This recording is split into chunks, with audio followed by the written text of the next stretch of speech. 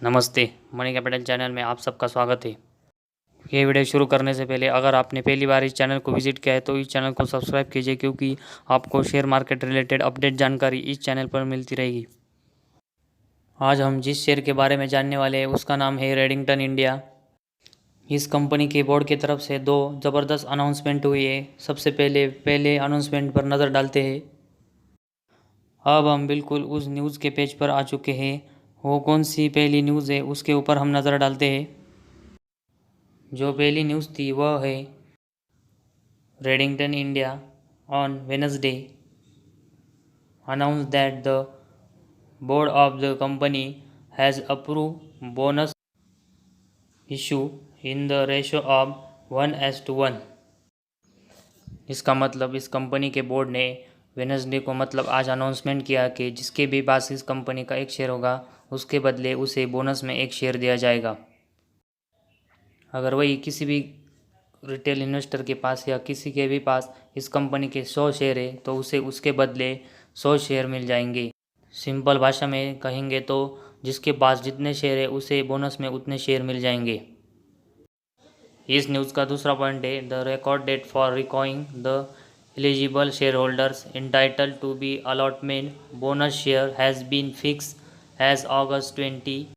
इसका मतलब ये है कि इस कंपनी की रिकॉर्ड डेट August 20 है और इसीलिए अगर आपको इस कंपनी के बोनस शेयर चाहिए तो आपको उसे 20 अगस्त से पहले ख़रीदना होगा या फिर 20 अगस्त तक वो आपके डीमैट अकाउंट में होने चाहिए।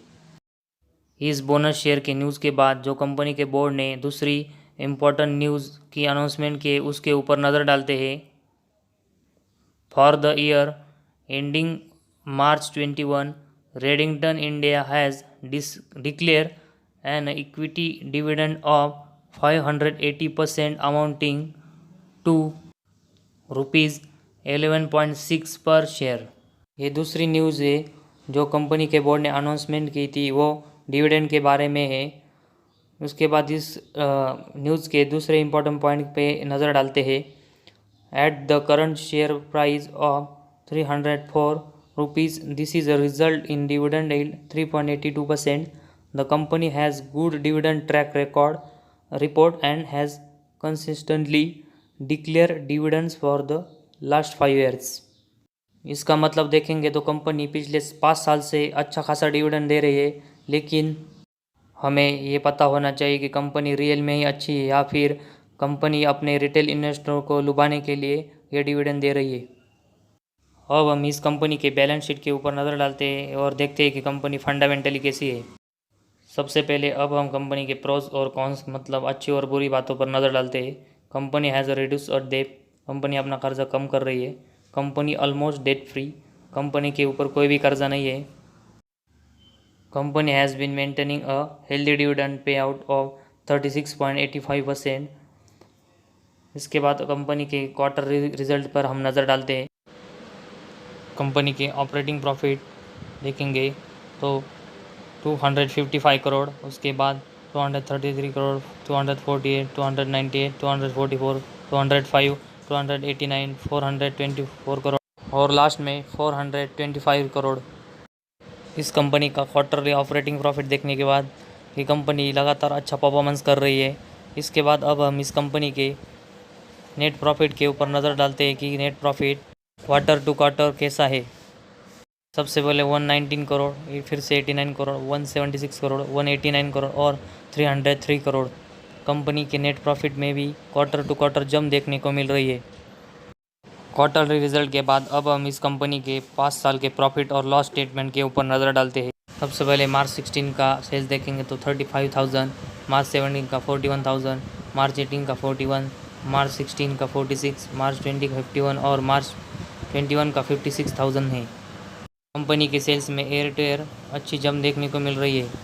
इसके बाद इस कंपनी के ऑपरेटिंग प्रॉफिट पर नज़र डालते हैं। मार्च 16 में 806 करोड़, 17 में 851 करोड़, 18 में 846 करोड़, 19 में 962 करोड़, 20 में 1902 करोड़ और मार्च 21 में 1343 करोड़ का था। ईयर टू ईयर बेसिस देखें तो कंपनी का ऑपरेटिंग प्रॉफिट भी बढ़ रहा है। इसके बाद कंपनी के प्रॉफिट बिफोर टैक्स के ऊपर नज़र डालते हैं। मार्च 16 में 590 करोड़, 17 में 655 करोड़, 18 में 631 करोड़, 19 में 623 करोड़, 20 में 692 करोड़ और मार्च 21 में 1128 करोड़। इसमें भी हमें year to year basis jump देखने को मिल रही है। इसके बाद हम उस कंपनी का नेट प्रॉफिट देखेंगे। मार्च 16 में कंपनी को 424 करोड़, 17 में 464 करोड़, 18 में 482 करोड़, 19 में 508 करोड़, 20 में 515 करोड़ और 21 में 756 करोड़ का प्रॉफिट हुआ था।